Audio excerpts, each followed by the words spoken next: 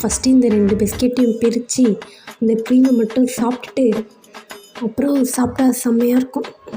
First cream சாப்பிட்டுட்டு அப்புறம் biscuit சாப்பிட்டா நல்லா தான் இருக்குது.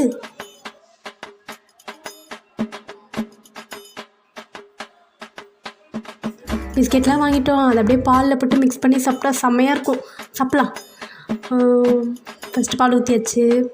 அப்புறம் அந்த பிஸ்கெட்டெல்லாம் போட்டு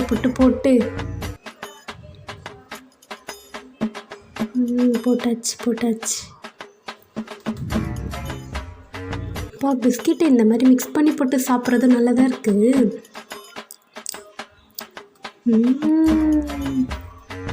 லைக், ஷேர்